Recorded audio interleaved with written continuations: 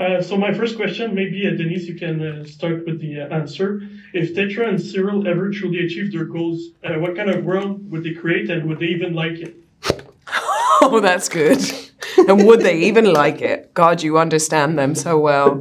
They'll never be satisfied. Oh God! You see, the thing is, I think that Dedra believes that the world that she wants to create it's basically the empire. It's like an all-powerful empire that is not in any way under threat ever. So I think she would have a sense of calm if that were to happen. Like, if she could eliminate all threats to the empire, then yes, I believe Dedra would be quite calm. And I do think, weirdly, if nothing came in... I mean, have you seen the whole show? Yeah. So, like, if Dedra didn't get a mission that involved her having to manipulate, I think they might live pretty okay together. It would be weird. I mean, it's weird. The way they look at each other is weird. God knows what they get up to in the dark, but... There would be exceptional tailoring. Yeah. Clothing. And there might be some sort of hairless cat involved, skinless or skinless. A cat that they skinned themselves. No, I feel like, yes, I think as long as there was nothing that allowed Dedra to manipulate and control Cyril, I think they could have been okay. But when the Empire calls, Dedra will answer, and she will put anything. She'll sacrifice anything and everything for the Empire. Including... Excellent. Thank you. Carl, did you want to add, or...? No, that was perfect. This is how it works in their relationship. This is how it would work. I say something, he agrees, perfect. Everybody's happy. Well, here's one for you, Kyle. Cyril's such a strange mix. He's intense, awkward, kind of tragic, but also a little funny at times. Do you see him as a product of failure or of obsession?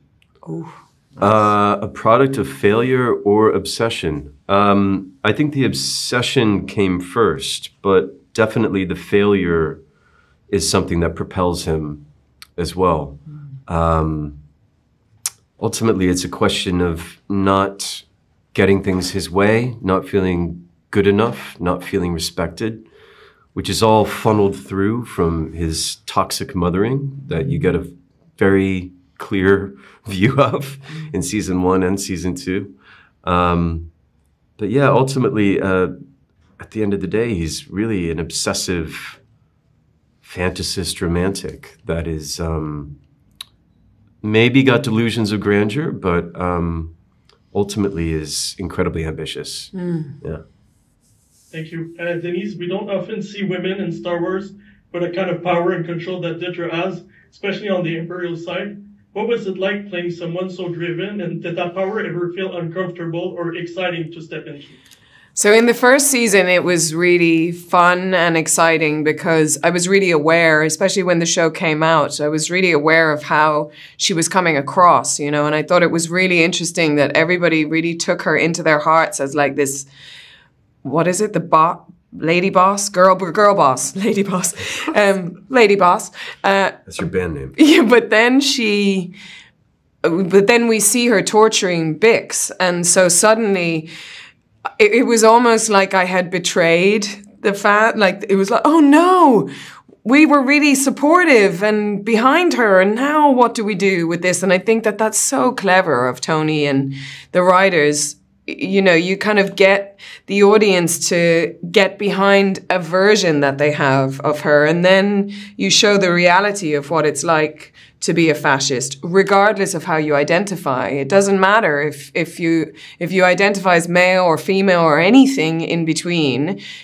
Your capacity for fascism is the same as each other, depending on your makeup, you know. And but in season 2, it's darker and more difficult. I definitely step outside of her much more because she's not anywhere close to me. You know, the torturing I could get behind. There's a bit of me. There's a bit of me in that. But this season is a lot more serious, you know. You see actually, you know, Dedra is, she's empire through and through, and will go to any lengths to protect the empire. And there's nothing more dangerous than somebody who has only one true belief. And we really see that with her this season. It was all exciting to play because it's all great writing, and great writing is exciting to play. But I didn't necessarily take on any of her, I wouldn't want to be like Dedra in my life. I quite like vulnerability and, empathy, love. Thank you both for your time. Really appreciate it. Thanks, man. Thank you.